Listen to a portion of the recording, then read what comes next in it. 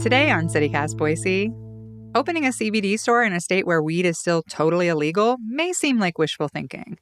But Honey Pot co-owner Alicia Miller says it's all part of the mission. She and her husband are on a quest to end the stigma around marijuana in Idaho, one customer at a time.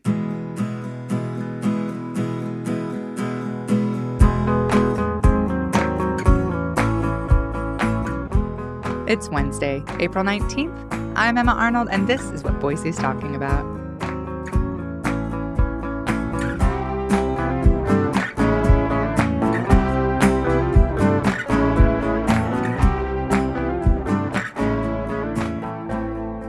Hi, Alicia. Welcome to CityCast Boise. Hi. Thank you for having me.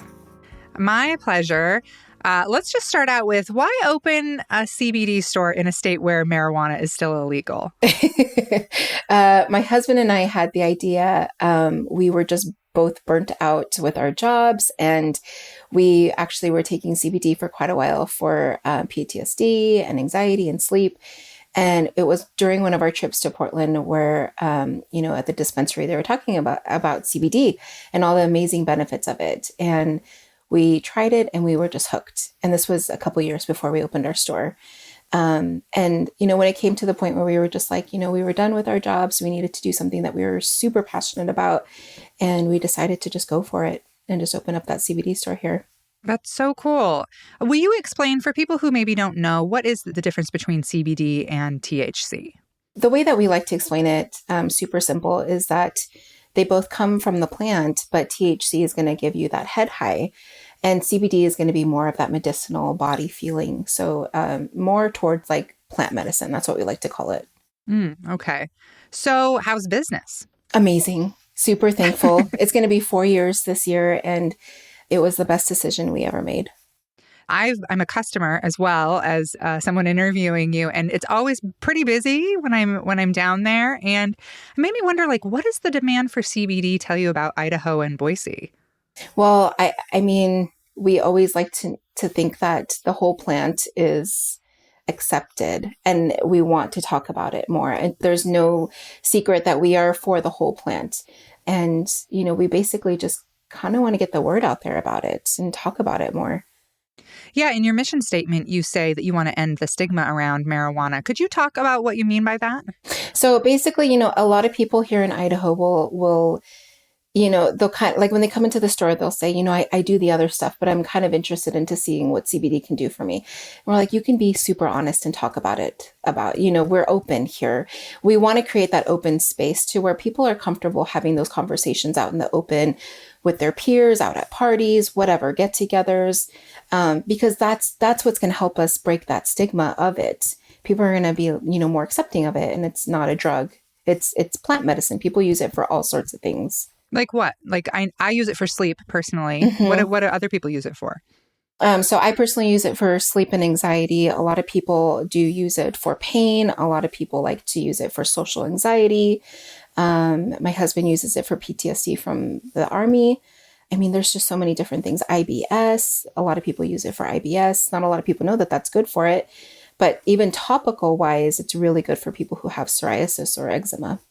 And joint muscle stuff, does it help for that? For sure. Mm-hmm. A lot of people with fibromyalgia or RA use it religiously, and it helps them a ton. How do you take your CBD? As an ingestible, as a topical? What do you do as the expert here? Yeah. So I personally take a tincture. So it's taken underneath the tongue. I like it that way. I've been doing it every single day. It's just, for me, it's a little easier. I don't like taking edibles. So the oil underneath my tongue is great. And then I also use the topicals as well. So if I have pain or an injury from the gym, it works amazing. Yeah, I have an old injury from when I was a child. And actually a fan one day brought me a thing of CBD lotion, like a homemade batch that they made. Yeah. And I tried it one time and was like, oh my gosh. And now, I use it constantly. It's really helpful for pain like that. What about skincare? Are there CBD skincare products? Yes. So lots of, so we actually have something local that actually has goat's milk and CBD in it. We have acne cream that really helped this particular high school student that came in, and his mom got it for him, used it for months, and he came back and we didn't even recognize him. We were like, oh my gosh, it just cleared up his face. But a lot of people do use it for skincare. And I do too. I use a daily moisturizer with CBD on my face every day. Are there any side effects to CBD? Like anything people complain about regularly that you hear? No, the only thing that we hear is, gosh, that took my pain away. Oh my God, I'm sleeping so much better. Oh my gosh, I can go to this event without having so much anxiety. It's amazing what this plant can do. And that is why we work so hard towards advocating for it. Did you open the CBD shop kind of with like marijuana being legalized in mind?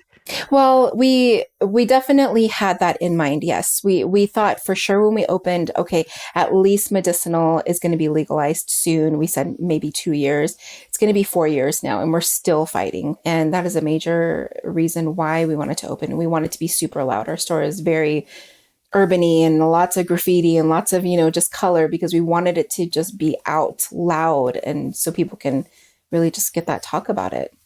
Have you noticed any changes in the attitudes toward marijuana in Idaho over the last 4 years you've been open? Yes. Yeah. And we love seeing that. We love seeing people not so scared to talk about it. We love seeing people's posts on Instagram that they tag us on. And, they're just living their lives and they're basically saying, I smoke this and this is amazing and this is what it does for me. And that's what we wanted to create, is that space and that openness of it. So you've teamed up with Kind Idaho, who we spoke to earlier this week, and I know you have their petition in your store. Is there a reason why you're getting behind medicinal marijuana, that petition, instead of pushing for like just the legalization of recreational use? Yeah, so basically, there are steps to get it recreational, and the very first step is going to be medicinal. So we're basically trying to get the citizens of Idaho to get on board, sign this petition so that we can at least get it on the ballot for medicinal, so that Idaho can recognize that there are people that want this to be in the state. And then after that, once it is medicinally legalized, then it would go to another ballot, or whatever we need to do as a state to get it recreational. So realistically, do you see recreational weed ever becoming possible in Idaho? We had in 2013, they passed something that said weed will never be legal here. Yeah. And every year they try and nothing happens. Do you think we'll get to that point, or will we be the one state? I think it will get to that point. But us personally, we think that it'll have to be federally legalized. So it'll be forced upon the state. And then that's when the governor will kind of put the stipulations on it. So we see a lot of, just a lot of stipulations and, stuff going on with that. But we do see it happening, hopefully, in the near future. Does it ever make you feel like a little crazy to watch like millions of dollars going across the state line over to Ontario when you're like, that could be us, Yes, what are you doing? And we say that all the time. Like, that money could go towards what we need here in our very own state, in our very own communities. And it just creates so much just in me that's like so frustrating. Why can't our leaders, so-called leaders, I'm sorry to say, in Idaho, look at that and say, hey, we could use this for this, or funding for this. This could be so helpful.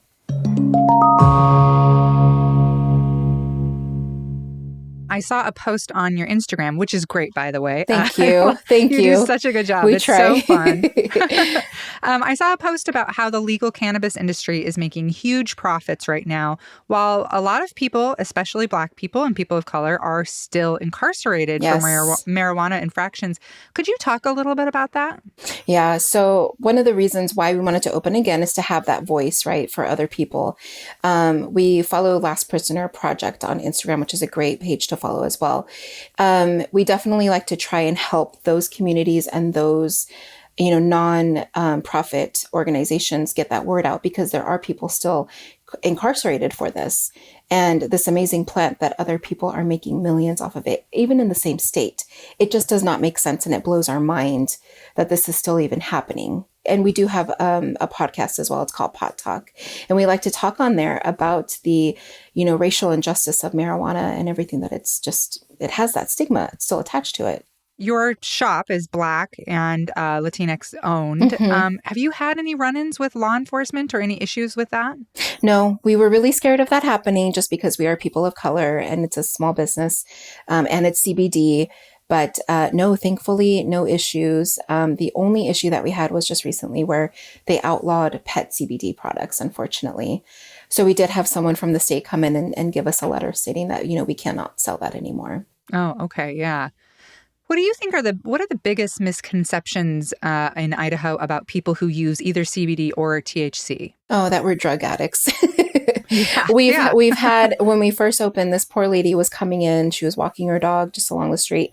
She came into the store, but as soon as she opened that door, there was somebody turning on the street, yelling at her, "She's crazy. You're a drug addict. You dumb B word. Why are you going into that store?" And they just kind of just sped on by. And I apologize profusely for that. I felt so bad that she even got called that because, people do think that CBD is a drug still. Yeah. But I imagine attitudes have changed quite a bit in that 4 years. Like CBD, when it first came to town, was pretty controversial. Mm-hmm. Has that changed? It has changed, and we're so excited to see that. We see more elderly people coming into the store just wanting to talk about it. We just have questions about it. Great. Come and talk to us. You do not have to buy anything. We wanted to create that educational part of the store as well so that we can really just sit down and talk to people. And it's been amazing to see because all people of all different ages have come in and just wanted to just kind of pick our brains about it and talk about it. And I just think that's great that people are more open to come in and not be ashamed to come into the store. So tell me about this 420 block party that you're doing. Mm-hmm. It sounds so fun. What are you doing? So much fun. So we are going to be having a lot of small businesses. We're also love to support small businesses. So we're going to have vendors out there that are doing their own things, selling their own stuff. We have food trucks. We have vegan soul food that's going to be coming. We have music. There's games. We have giveaways. There's 25 gift bags or goodie bags that are going to be given away to the first 25. And it's just a bunch of fun. And we have local CBD vendors that we also have in the store. So they will also be in our store and giving out samples as well. And will the petition be there to sign? Yes. So Kind Idaho will be there. We always have the petition in store, but representatives from Kind Idaho will be there as well. So if people have questions about it. Well, that sounds like a blast and super fun. Thank you so much for taking the time to talk with us today. And good luck. Good luck. I hope you get that Ontario money eventually. Yeah. Thank you so much. Yes, definitely.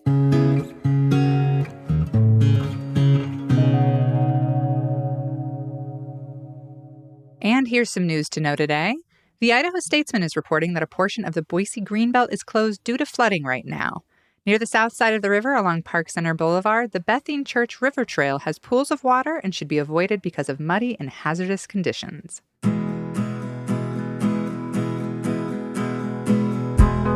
That's all for today here on CityCast Boise. If you enjoyed the show, why not tell a friend? Leave us a review and subscribe to our Hey Boise newsletter. We'll be back tomorrow morning for a fun chat with a local stoner about the Ontario commute. Bye.